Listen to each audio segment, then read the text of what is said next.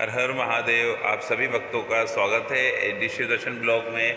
दोस्तों, आज हम आपको सावन माह के पवित्र महीने में एक बहुत ही सुंदर कथा सुनाने वाले हैं और आप जो कथा सुनेंगे वो हमारे गुरुजी श्री इंद्रेश जी महाराज के द्वारा बताई हुई सावन माह की सबसे प्रिय कथा है। तो बहुत ही सुंदर कथा आज आपको सुनाने वाले हैं। आप सभी आनंद लीजिएगा और कथा को ज़्यादा से ज़्यादा शेयर कीजिए, जिससे कि इस पवित्र माह में अधिक से अधिक भक्तों तक पहुंच पाए। और जय श्री महाकाल। दोस्तों, हम आपको कराते हैं महाकाल मंदिर से दर्शन बाबा महाकाल जी के।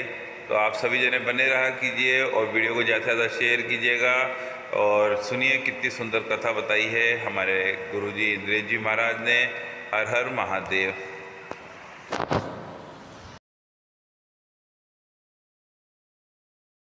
ठाकुर जी तीन प्रकार के तापों का विनाश करते हैं। ताप तीन ही होते हैं। संसार में जितने भी दुख हैं हमारे जीवन में, वो तीन के ही अंदर अंदर आते हैं: आदिदैविक, आध्यात्मिक, आदि भौतिक।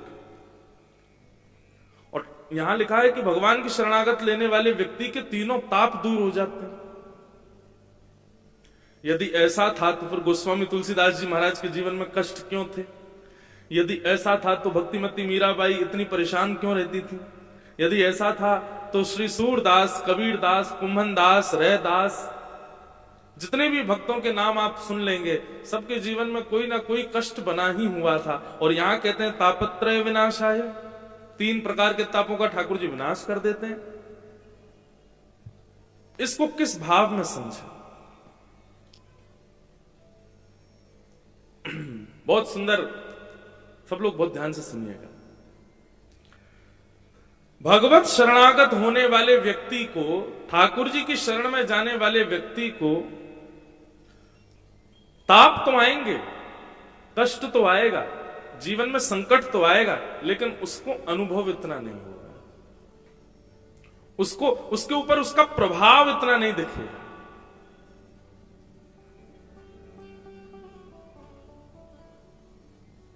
धूप में काम करने वाले व्यक्ति आराम से काम करते हैं, उनको कोई दिक्कत नहीं होती। उसी धूप में अंदर एसी वगैरह में रहने वाला व्यक्ति आ जाए तो बेहोश हो सकता है, क्योंकि उसको आदत नहीं। ठाकुर जी क्या करते हैं, जब अपनी शरण में किसी भक्त को लेते हैं तो ऐसा नहीं है कि उसके जीवन में कष्ट नहीं आते, कष्ट तो आते हैं, पर ठाकुर जी उसको उसका अनुभव नहीं होने देते, उसको पता नहीं चलता कि ये कष्ट है। जैसे कि अब एक आसन पर बैठ करके कथा सुनना कई लोगों को कष्टदायी लगेगा, तो बार बार आसन बदलेंगे, कभी यूं बैठेंगे, कभी ऐसे बैठेंगे, कोई पैर फैला के बैठ जाएगा, कोई लेटे लेटे कथा सुनेगा, कोई कुर्सी पे जाके बैठ जाएगा। अब ये कष्ट है, शारीरिक कष्ट है। लेकिन आप विश्वास माने, आप मन, बुद्धि, चित्त तीनों ठाकुर जी में लगा करके आप कथा सुनो, आपको पता ही नहीं चलेगा कि आपके पैर में दर्द था। कष्ट तो आ रहा है लेकिन आपको पता नहीं लग रहा है। जीवन में संकट तो आ रहे हैं पर हमको पता नहीं लगते। नामदेव जी महाराज महाराष्ट्र के एक संत हुए, उनके घर में आग लग गई। जैसे घर में आग लगी तो बाकी के लोग दौड़े आग बुझाने के लिए। भीतर आग बुझाते हुए पहुंचे तो देखा कि जो थोड़ी सी आग लगी हुई थी उसमें नामदेव जी अपने घर के सारे सामग्री उठा उठा करके डाल रहे थे, अग्निदेव को सब दे रहे थे। लोगों ने कहा, भले आदमी, हम तेरा घर को बचाने आए हैं, तू खुद ही घर को जला रहा है। नामदेव जी महाराज बोले, ये अग्निदेव हैं, अग्नि के रूप में मेरे भगवान पधारे हैं, तो मैं तो ये सोच रहा हूं आधे घर को ही क्यों स्वीकार करने, पूरा घर ले जाएं। ये आधे घर में ही क्यों आए, पूरा घर क्यों नहीं ले रहे हैं? इसलिए बचे हुए घर को भी उनको दे रहा हूं। ये बात कहनी हुई, लोग तो पागल पागल कह करके चले गए। जैसे ही सब लोग बाहर गए, अग्निदेव में से भगवान श्री पंडरीनाथ प्रकट हो गए और प्रकट होकर नामदेव जी को हृदय से लगा लिया। वाह नामदेव, तुम्हारी श्रद्धा, तुम्हारे भाव को प्रणाम, तुम हमको सब जगह देख लेते। नामदेव जी बोले, आप सब जगह नहीं हो भगवान, पृथ्वी, जल, अग्नि, वायु, आकाश, पंच तत्वों में आपका निवास। आप अर्जुन से गीता में कहते हैं, ईश्वर सर्वभूतानां हृदय से अर्जुन तिष्ठति।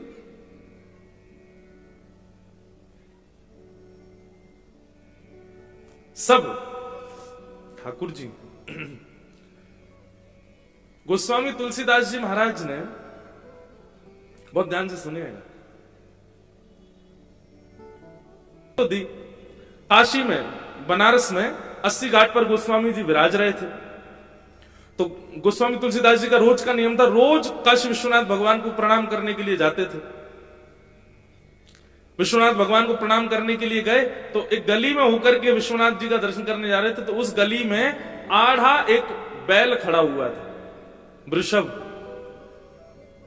अब उस बैल के कभी इधर से जाए तो वो जगह ही नहीं मिले निकलने की, तो तुलसीदास जी ने उसको हटाने के लिए थोड़ी जोर से आवाज करी, थोड़े हाथ वाथ उसमें थोड़े ऐसे मारे कि उसने जो है मार्ग दे दिया। गोस्वामी जी गए, महादेव का दर्शन किया, दर्शन करके लौट करके आए। अपनी रामचरितमानस जी का रोज पाठ करते थे, लिखी हुई मानस जी को। तो जैसे ही मानस जी को देखा तो उसमें वो चौपाई अपने आप गायब हो गई। सिया राम मैं सब जग जानी, करूं प्रणाम जोर जुग पानी। गोस्वामी जी बोले हाँ चौपाई लिखी थी, वो गायब क्यों हो गई? रात में उन्होंने फिर से लिखी, सिया राम मैं सब जग जानी, करूं प्रणाम जोर जुग पानी। दूसरे दिन फिर विश्वनाथ भगवान का दर्शन करने के लिए गए तो आगे से कुछ जानवरों की टोली आ गई। अब गोस्वामी जी जा नहीं पाए तो फिर से हल्ला करते हुए हे करते हुए और उनको हटाते हुए वहां से गए, दर्शन करके लौट के आए। रात में जैसी मानस जी देखी तो फिर से वो चौपाई गायब हो गई। गोस्वामी जी बोले कुछ तो बात है। मानस जी लेकर के काशी विश्वनाथ भगवान के सामने गए, जाकर के रोने लगे, बोले महादेव इतनी सुंदर चौपाई है, सिया राम मैं सब जग जानी, करूं प्रणाम जोर जुग पानी, ये रोज अंतर ध्यान क्यों हो जाती है? महादेव प्रकट हो गए, बोले इसलिए अंतर ध्यान होती है क्योंकि तुमने लिखी है, तुम इसको स्वीकार नहीं करते हो। तुमने लिख दिया है लेकिन तुमको उस बात पर विश्वास नहीं है। नहीं नहीं नहीं नहीं भगवान आप ऐसा कैसे कह सकते हैं, मैं तो सब में राम जी को देखता हूं। बोले अच्छा, तो फिर कल वो बैल सामने आया था, राम जी ही वृषभ के रूप में आए, तुमने उसको धक्का दे दिया। इतनी सारी भीड़ आई थी, हनुमान जी की पूरी टोली थी, तुमने सबको हटा दिया। यदि तुम्हारी ये बात तुम लिख रहे हो कि सिया राम मैं सब जग जानी, करूं प्रणाम जोर जुग पानी, तो इसको हृदय से स्वीकारो भी। आंखों के आगे दिखने वाली उपेक्षित वस्तु भी आ जाए, उसमें भी राम जी को देखो। आहा, उस दिन से गोस्वामी तुलसीदास जी महाराज की दृष्टि बदल गई। आप तो जो दिखे आगे उसी को ही प्रणाम करते हैं, उसी को ही राम जी का दर्शन करते हैं। हमारे वृंदावन में आप लोग यदि घूमे हो वृंदावन में, वैसे तो घूमने मत आना, वृंदावन घूमने का विषय नहीं है, ये घूमने डोल डालने के लिए नहीं है वृंदावन। वृंदावन तो ठाकुर जी की प्राप्ति का है। फिर भी वृंदावन में आप आए हो तो एक स्थान है वहां पागल बाबा मंदिर। नाम सुना है पागल बाबा मंदिर? बहुत बड़ा मंदिर है पागल बाबा मंदिर। उसका नाम पागल बाबा मंदिर क्यों? वहां एक बाबा रहते थे, उनका नाम तो उनका कुछ और था, लेकिन दुनिया उनको पागल बाबा बोलती थी। क्यों? उनकी ऐसी स्थिति थी, सिया राम मैं सब जग जानी, करूं प्रणाम जोर जुग पानी। बंगाल के थे, चींटियों को भी प्रणाम करते थे। सामने कोई आ जाए, बालक आ जाए, वृद्ध आ जाए, कुमारी कन्या आ जाए, व्यक्ति आ जाए, रिक्शा चलाने वाला आ जाए, शराबी आ जाए, कोई आ जाए, उनके सामने बस पड़ जाए कोई, उसी को प्रणाम कर लेते। एक बार तो एक नाली में सूकर बैठा था, सूकर निकल के उनके आगे आ गया तो उसी को प्रणाम, जय हो बराह भगवान, सबको प्रणाम। तो फिर वृंदावन के लोग उनको कहते थे, बोले बाबा पागल आगो, पागल मानुष, पागल बाबा आगो, सबन को प्रणाम कर दो डोले। तब वो बाबा बंगला में बोलते थे, अमी पागल मानुष, अमी पूछते पारो ना, अमी पागल मानुष।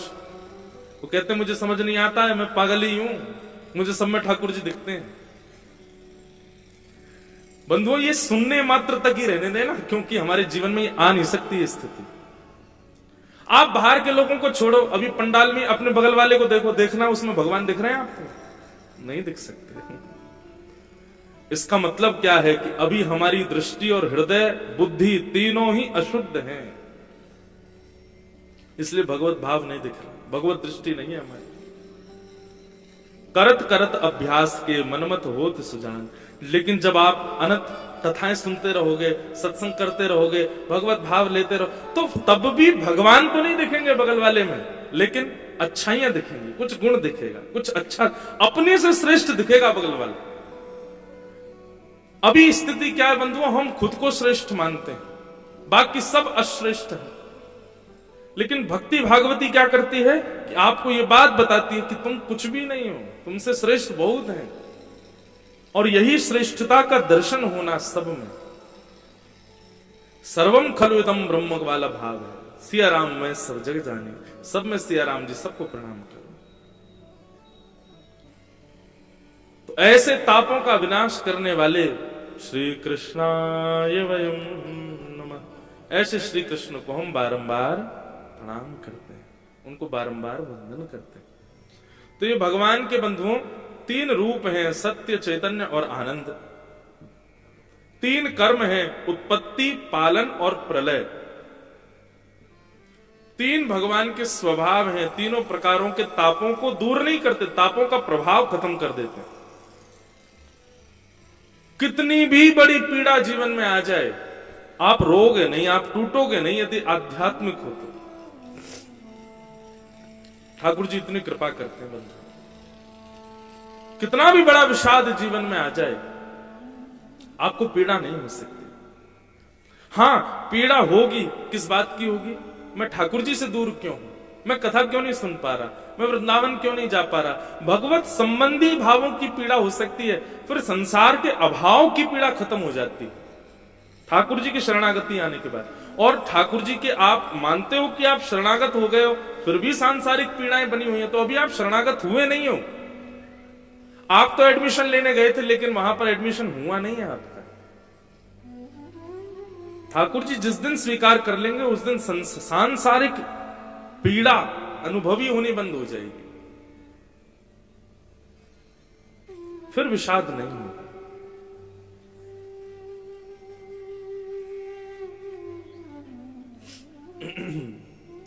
तापत्रय विनाशाय श्री कृष्णाय वयम नुमः, ऐसे श्री कृष्ण को हम बारंबार प्रणाम करते हैं। भागवत के महात्मा का प्रथम श्लोक और द्वितीय श्लोक में सुखदेव जी को वर्णन किया गया। यम प्रव्रजंत मनुपेत अपेत कृत्यम द्वैपायनो विरह कातर आजुहाव पुत्रेति तन्मय दया तरवो भिनेदु तम सर्वभूत हृदयम मुनिमान दोष।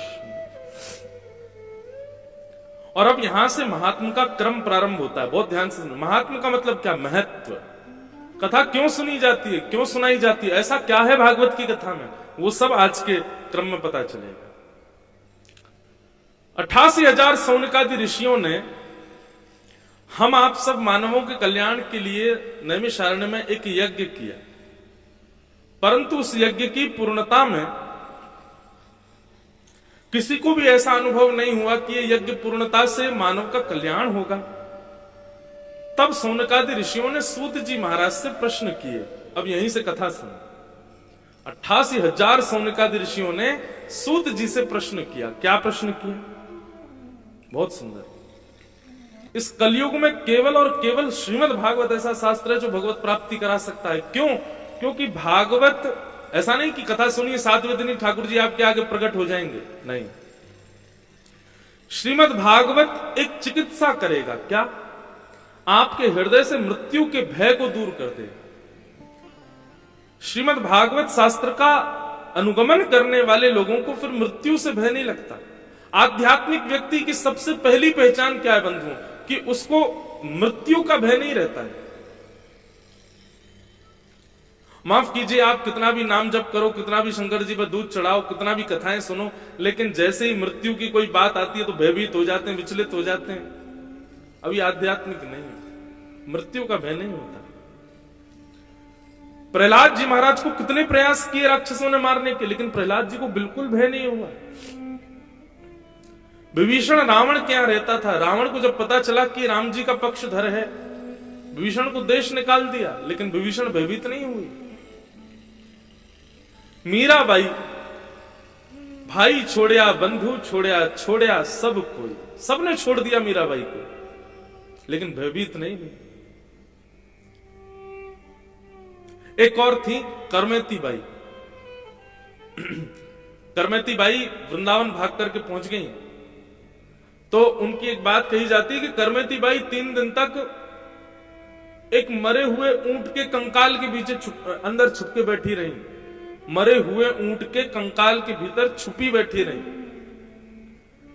किसी ने उनसे कहा कि हमने सुना है कि आप जब राजस्थान से भाग करके आई वृंदावन ठाकुर जी की भक्ति के लिए, तो आपने सैनिकों से बचने के लिए मरे हुए ऊंट के गर्भ में बैठ करके अपनी रक्षा की। बोले जी। आपको दुर्गंध नहीं आई? आपको अजीब नहीं लगा अंदर से? उतनी भयावह दुर्गंध होती है मरे हुए जानवर में, आपको बिल्कुल भय नहीं लगा? आपको बिल्कुल दुर्गंध नहीं आई? तो करमती भाई क्या कहती है? संसार के विषय भोगों की दुर्गंध ज्यादा दूषित है। संसार के विषय भोग, संसार के आसक्ति रूपी जो दुर्गंध है, उससे लाख गुना ठीक थी उस मरे हुए कंकाल की दुर्गंध। भैया जिस दिन ये विषय में आपको दुर्गंध आने लग गई, आप नहीं कहोगे कि ऊंट के मरे हुए शव में से दुर्गंध आई थी। कहने का अभिप्राय, आध्यात्मिक व्यक्ति भक्ति पथ के पथिक व्यक्ति का प्रथम लक्षण है, उसको मृत्यु का भय नहीं होता।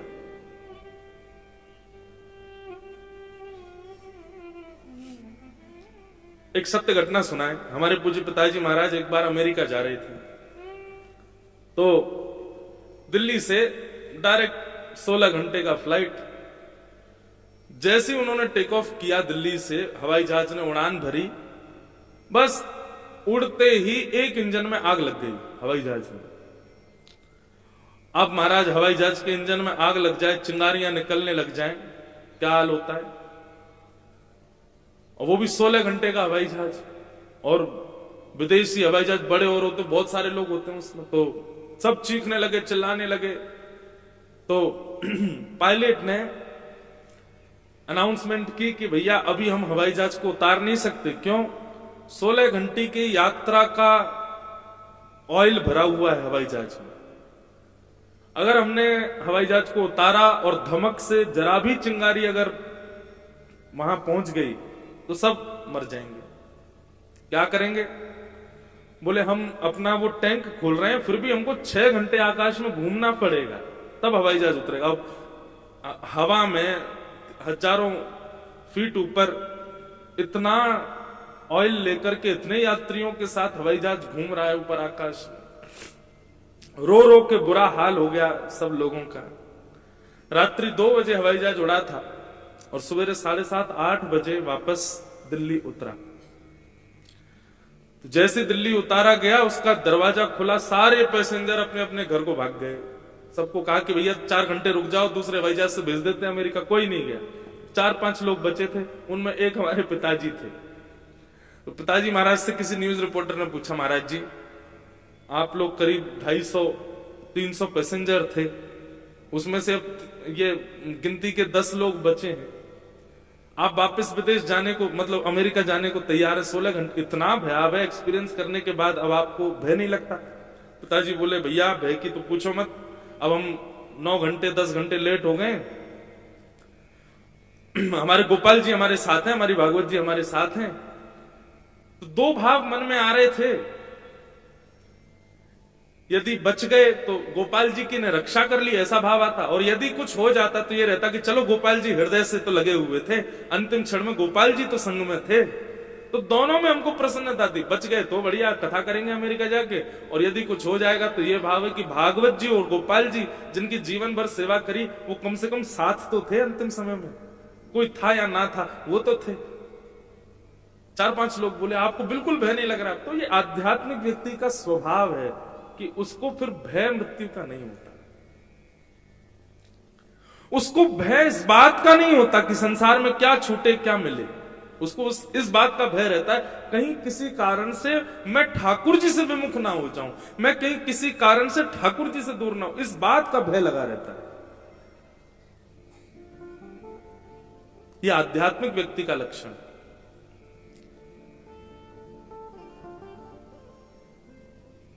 अभी यदि इतना बड़ा चूहा भी अगर आप लोगों के बीच में आ जाए तो आप सब उछल जाओगे, कूद जाओगे, भाग जाओगे, इधर उधर हो जाओगे। क्यों? भय। हमको सबसे ज्यादा भय एक जीव से लगता है, छिपकली। सबसे ज्यादा भय लगता है, जबकि कुछ कहती नहीं है लेकिन फिर भी लगता है मुझे। और आप विश्वास माने किसी से पूछ लेना, कितनी बार ऐसा हुआ है कि व्यासपीठ पर आ जाती है, लेकिन जब यहां बैठा होता हूं तब नहीं लगता उससे भय। यहां से उतरते ही तो बस ये समझो कि काल है, साक्षात दिख नहीं जाए। मुझे सर्दियां इसलिए पसंद है, सर्दियों में दिखती नहीं है वो, सर्दियों में नहीं दिखती, पता नहीं कहां जाती है। इसलिए कभी कभी मन करता 12 महीना क्यों नहीं रहती सर्दी। अब हमारे तो क्या हर 7 दिन में घर बदल जाता है, हर 7 दिन में हमारे कमरे बदल जाते हैं, हर 7 दिन में नई जगह पहुंच जाते हैं। तो जो पहले पहुंचते हैं उनसे ये कहते हैं भाई देखो कमरे में गद्दा नहीं हो चलेगा, एसी नहीं हो चलेगा, पंखा नहीं हो चलेगा, वो नहीं होनी चाहिए बस, उससे भय लगता है। कमरे में तो बच जाते हैं, लेकिन कई बार जंगलों में कथा होती है तो मंच पे आ जाती है, व्यासपीठ पे चढ़ जाती है। लेकिन यहां बैठ करके जब भगवत चर्चा कर रहे होते तब उससे भय नहीं लगता। अब प्रयास करते हैं धीरे धीरे कि ये भय भी निकले हृदय से। तो आध्यात्मिक स्थिति का ये प्रभाव है कि यहां भय निवृत्त हो जाते हैं, और ये भय निवृत्तता ही आध्यात्मिक होने का लक्षण है। यदि कोई व्यक्ति भयभीत रहता है और अपने आप को भक्त कहता है तो गलत कह रहा है, वो भक्त नहीं है। फिर भक्त का स्वभाव भय नहीं है, निर्भय।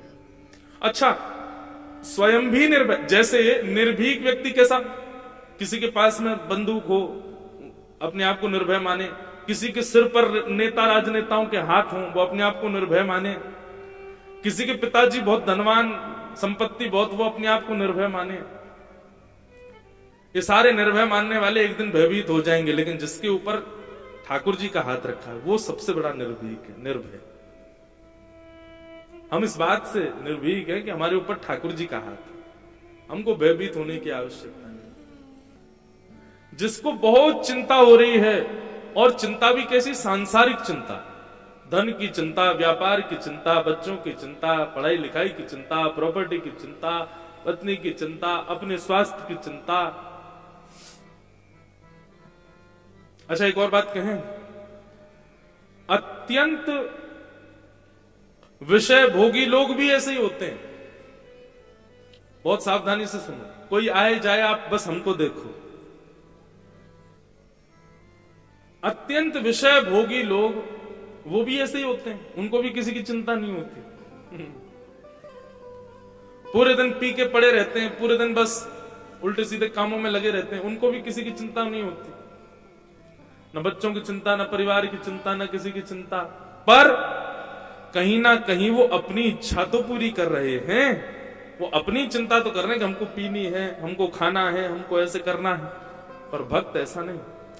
चिंता ना करने का मतलब, भक्त का मतलब ये नहीं कि आलसी हो जाओ, पड़े हुए हैं महाराज अब जो होगा सो ठाकुर जी कर लेंगे, ऐसा नहीं। देव देव आलसी पुकारा, देवताओं के भरोसे नहीं पड़े रहना, अपने कर्म का निर्वहन करना है, कर्म के फल की चिंता नहीं करनी, अपने कर्म का निर्वहन करते रहो। अच्छा होगा कि बुरा होगा वो चिंता छोड़ता है। इसका आप क्योंकि कई लोग कथा का अर्थ गलत लगा देते हैं।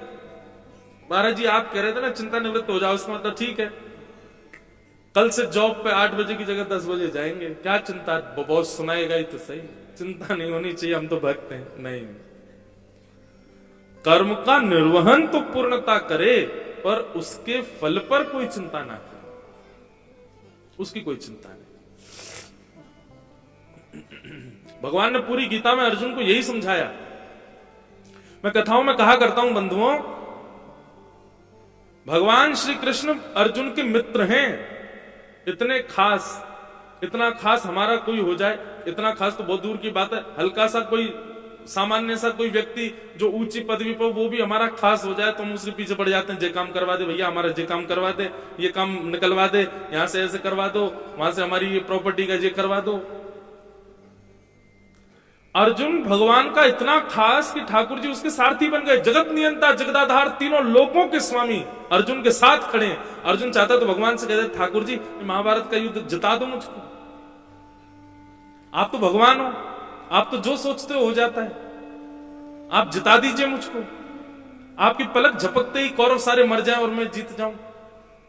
क्या भगवान के लिए ये दुविधाजनक है? क्या भगवान के लिए बहुत मेहनत वाला काम है? क्या नहीं, ठाकुर जी एक पलक झपकेंगे और उतने में ही कौरव सब खत्म।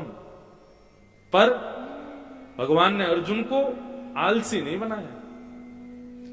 पूरी गीता में कितनी बार भगवान कहते हैं युद्ध च युद्ध च युद्ध च, युद्ध कर युद्ध कर।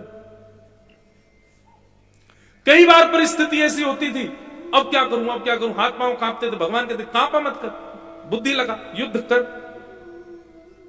निकाल अपना धनुष बाण, लग जा। मैंने तुझे ज्ञान दिया है, उस ज्ञान का मनन चिंतन करता रहा कर अर्जुन। और सबसे पहली बात, सबसे विशेष बात, तुझे जीतना है इस भाव से युद्ध मत कर, तुझे अपना कर्म करना है। बंधु, ये फिलॉसफी हम समझ नहीं पाते। हां, वो बात ठीक है कि हर व्यक्ति कर्म जीतने के लिए ही कर रहा है, पर जीत मिलना ना मिलना ये ठाकुर जी के हाथ में, वो देंगे कि नहीं। आप क्यों सोच लेते हो पहले से? उसका विचार मत करो, बस अपना कर्म करो। आपका कर्म यदि साफल्य होगा, कर्म यदि श्रेष्ठ होगा, तो फल श्रेष्ठ मिलेगा। भगवान ने अर्जुन को यही समझाया, बोले तू हारेगा कि जीतेगा इसका विचार मत कर अर्जुन, बस तू अपना युद्ध कर, बिना जीतने हारने की भावना से। क्योंकि कर्मण्येवाधिकारस्ते मां फलेषु कदाचन, तुम्हारा अधिकार केवल कर्म पर है, फल पर नहीं है। फल देने का अधिकार मेरा है, और वो मैं अब दूं कि 10 वर्ष बाद दूं कि 50 साल बाद दूं कि अगले जन्म में दूं, वो मेरे हाथ में। इसलिए तुम पहले से सोच के दुखी मत हो। कई बार ऐसा होता है, आप अभी अच्छा कर रहे हो और उसके बाद भी आपके साथ कुछ अच्छा नहीं हो, फिर लोग आते हैं, महाराज जी हम तो बहुत अच्छा करते हैं, सबके साथ बढ़िया करते हैं, मेरे साथ ही बुरा क्यों होता है, मुझे अच्छे का फल कब मिलेगा? वो ठाकुर जी के हाथ में। ठाकुर जी चाहे तो अगले जन्म में भी दे सकते हैं। कई बार हमने ऐसे लोग भी देखे, महानिकृष्ट, सारे गलत काम करते हैं, फिर भी इतने सुखी हैं, क्योंकि पूर्व जन्म का कर्म भोग रहे हैं अपने। इसलिए भैया, व्यक्ति दुखी क्यों है? क्योंकि कर्म पहले विचार कर ले, फल पहले ही विचार कर ले। कर्म अभी किया नहीं है, आज लेटर आ गया कि तुम्हारी जॉब लग गई, बस लेटर देखते ही नेत्र बंद हो जाते हैं।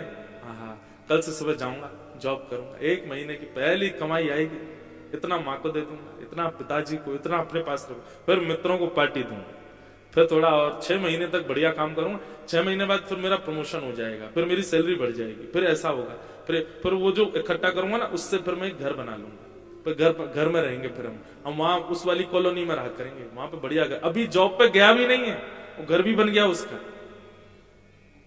उसमें ये वाला गीजर लगवाऊंगा, ऐसा वाला एसी लगवाऊंगा, माँ इतना बड़ा वाला टीवी, उसमें बैठ के बढ़िया अपना तुम सीरियल देखा करना, फिर मेरी और प्रमोशन बढ़िया हो जाएगा, फिर मेरा 2 साल का एक्सपीरियंस हो जाए, फिर मैं जॉब छोड़ दूंगा, फिर मैं अपना बिजनेस लगाऊंगा, इतना पैसा मुझ पे आ जाएगा, कुछ पिताजी दे देंगे, फिर वहां बिजनेस लग जाएगा मेरा वहां पे।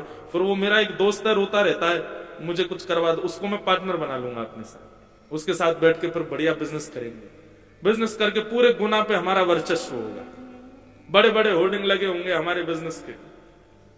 फिर एक व्यक्ति मुझसे रीच करके अपनी बेटी का मुझसे ब्याह करा देगा, उससे ब्याह कर लूंगा। डिमांड होगी मेरी सुंदर होनी चाहिए, कि गाड़ी मिलनी चाहिए, फिर गाड़ी आ जाएगी, ब्याह कर लूंगा, फिर मेरे 3-4 बच्चे हो जाएंगे, उन बच्चों को मैं ग्वालियर पढ़ाने ले जाऊंगा, बेटी हुई तो उसको इंदौर पढ़ाऊंगा, वहां साहब अभी जॉब कल से लगनी है, उसकी 6 घंटे बचे हैं अभी जॉब पे जाने हैं। पहले ही सोच लिया उसने। और विश्वास मानिए, जैसे ही आपने ये सारी बातें सोची, फिर ठाकुर जी पासा करते हैं, अच्छा ये लो, जितना सोचा सब धराशायी, तुम्हारा अधिकार फल पर नहीं है, तुम्हारा अधिकार केवल कर्म पर है, तुम उस पर ध्यान दो, फल देने का मेरे ऊपर छोड़ो। मुझसे ज्यादा अच्छा जानता है क्या कोई कि तुमको कब किस वस्तु की आवश्यकता है? हम जैसा विश्वास मानिएगा बंधुओं, हम जैसा चाहें वैसा जीवन यदि बन गया ना, हम ही राक्षस हो जाएंगे। वास्तव में हम लोग मानव इसलिए बने हुए क्योंकि हम जैसा चाहते हैं वैसा हमको मिलता नहीं है। रावण का निर्माण क्यों हो गया? क्योंकि वो जो चाहता था मिल जाता था उसे। और एक बात और, अगर यहां कोई ऐसा व्यक्ति बैठा वो जो चाहता है उसको मिल जाता है, समझ जाओ कहीं तुम्हारा राक्षसत्व ना हो जाए। चाहने पर वस्तु का ना मिलना ये भगवान की कृपा है। ठाकुर जी तुम पर दृष्टि, अब बच्चे, छोटे छोटे बच्चे, यहां कितने सारे बच्चे, इन बच्चों की चाह यदि माता पिता पूरी करने लग जाए क्या होगा? बिगड़ जाएंगे बालक। बच्चा तो हर वो वस्तु चाहता है खिलौना दिला दो, ये पिला दो, ये खिला दो, मेले में ये करवा लाओ। और ऐसे बच्चों को माता पिता उनसे और बचा के रखते हैं जो उनको बात बात पे उनकी बात पूरी कर। जैसे मामा कभी कभी आता है बच्चों के पास, उनको ले जाएगा गोद में भर के, दुकान से दिला लाएगा, तो माँ डांटती है, अरे तू क्यों ले जाता, उसको डॉक्टर ने मना किया, ये सब खाना पीना ठीक नहीं है उसके लिए। बच्चों की इच्छा पूर्ति यदि बहुत होती है तो निश्चित है बच्चे बिगड़ेंगे।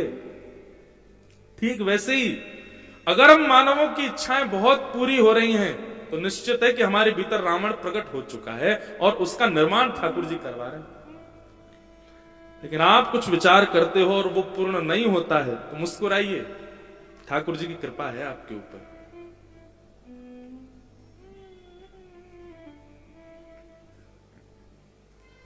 अपना अधिकार बंधुओं, अपन लोग केवल कर्म तक ही सीमित हैं, फल पर हमारा अधिकार नहीं। मुझे सत्य बता रहे हैं, आज व्यासपीठ पर बैठ के, आज हमको 8 वर्ष हो जाएंगे जुलाई में कथा करते हुए। बहुत करीब 10-12 वर्ष पुरानी बात है। किसी एक व्यक्ति ने वो रेखा पढ़ना जानते थे माथे की, उसने माथे की रेखा देख करके हमसे कहा कि आप जीवन में कभी व्यासपीठ पर नहीं बैठ पाओगे। बोले आप कभी जीवन में व्यासपीठ पर नहीं बैठ पाओगे। आज 8 साल हो गए कथा करते हुए, व्यासपीठ पर बैठे भी हैं, कथा भी कर रहे हैं, दुनिया में घूम रहे हैं और खूब कथा हो रही है। अब वो रेखा पढ़ने वाले पंडित जी आते तो ऐसे ही आते। मैंने कहा कहां गए भैया, कथा चल रही है खूब, क्या करोगे अब? पहले से ही फल का विचार मत कीजिए बंधु, आप अपना कर्म सुदृढ़ रखो। कर्म में इतना बल है, इतना बल है कि वो आपके पूर्व नियोजित आपके ग्रह नक्षत्र जो बिगड़े होंगे उनको भी सही कर दे। शनि की 7.5 किसी ने बता दी कि शनि की 7.5 जीवन में आ गई, आप उसी दिन शुद्ध हो जाइए, अपने कर्म के प्रति सजग हो जाइए। जो 7.5 वर्ष भयावह होते हैं ना, उसी 7.5 वर्ष में व्यक्ति यदि शुद्धता, पवित्रता, बुद्धि, मन की सब कुछ बिल्कुल पवित्र कर ले और कर्म का निर्वहन करे तो वही 7.5 साल में कुछ बन जाएगा। ये ग्रह नक्षत्र जितने भी हैं ना, इनको परास्त करने की सामर्थ्य केवल 2 वस्तुओं में, एक तो भगवान नाम और दूसरा आपका कर्म। ये दोनों ग्रह नक्षत्रों को बदल करके रख सकते हैं। इसलिए भैया भयभीत मत हो। आध्यात्मिक भक्ति पथिक व्यक्ति का लक्षण है कि वो कभी भयभीत नहीं होता, सदा निर्भीक रहता है, निर्भय। और श्रीमद् भागवत यही करती है। श्रवण जब आप 7 दिन अनवरत करते हैं तो 7 दिन के भीतर निर्भीकता जीवन में आती है, भय नष्ट हो जाता है चित्त में से। थोड़ी दूर यहां से जाएंगे तो ओरछा आता है। ओरछा में राम राजा सरकार का मंदिर है। वहां ओरछा के राजा का नाम था मधुकर शाह जी। ऐसा भक्त राजा भारत में देखने में नहीं मिलेगा आपको। वे राजा भी थे और ठाकुर जी के परम भक्त श्री मधुकर शाह जी। तो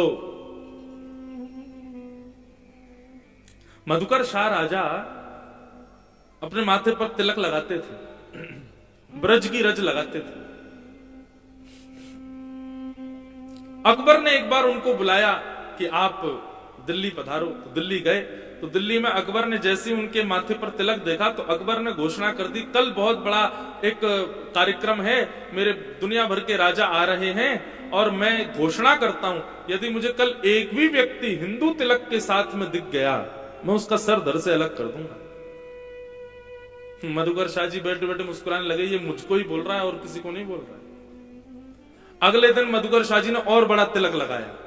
पहले तो छोटा लगाते थे और बड़ा तिलक लगा के मुकुट वुकुट पहन करके बढ़िया गले में खूब सारी जो है तुलसी की माला वाला पहन करके बढ़िया बिल्कुल इत्र लगा करके चंदन पीला पीला पूरे गालों तक अर्पित करके अब मधुकर शाह जी पहुंचे।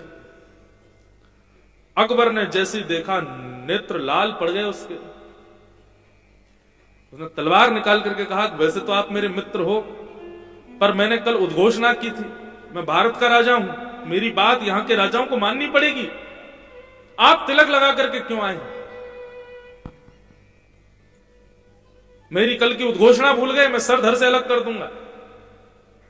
तो मधुकर शाह जी ने अपनी तलवार निकाली और निकाल करके बोले, इस सभा में जितने राजा बैठे हैं सबको चुनौती देता हूं, जब तक मेरे माथे पर तिलक रहेगा तब तक मेरे गले का स्पर्श नहीं कर पाओगे।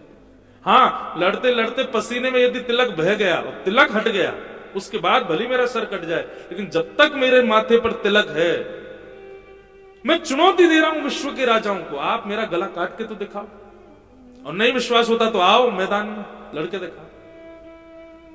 ऐसी उनकी धंकार सुनकर के, उनकी उस दहाड़ को सुनकर के अकबर ने अपनी तलवार म्यान में रख ली। बोले कि ठीक है, आपके लिए छूट है, आप तिलक लगा सकते हो, बाकी कोई नहीं लगा के आएगा। निर्भीकता, निर्भय। भक्ति डरना नहीं सिखाती, कथा, भक्ति भाव, वैष्णवता, आध्यात्मिकता, इसके आने के बाद व्यक्ति को भय नहीं लगता है, व्यक्ति निर्भीक हो जाता है। इसलिए ये निर्भीकता यदि जीवन में आ रही है तो इसको प्रमाण मानिए कि आपके अंदर भक्ति आ रही है। तो श्रीमद्भागवतम शास्त्रम कलौकीरेण भाषितम्। श्रीमद्भागवत रूपी शास्त्र एकमात्र ऐसा शास्त्र है जो कलिकाल में यदि कोई भाव से कथा श्रवण कर ले तो निश्चित है उसको भगवत प्राप्ति हो जाएगी, क्योंकि भागवत निर्भीक बनाती है, निर्भय बनाती है। तब प्रश्न किया, बोले महाराज ये भागवत की कथा सबसे पहले किसने किसको सुनाई, कृपा करके हमें ये बताइए। तब कहा कि भैया सबसे पहले ये भागवत की कथा सनक सनंदन सनातन सनत कुमारों ने श्री नारद जी को भक्ति ज्ञान वैराग्य की पुष्टता के लिए सुनाई थी। कथा ऐसे आती है बंधुओं के, नारद जी पृथ्वी पर भ्रमण करने के लिए आए और पृथ्वी पर आकर के उन्होंने पृथ्वी को जैसा सुना था उससे बिल्कुल परे पाया।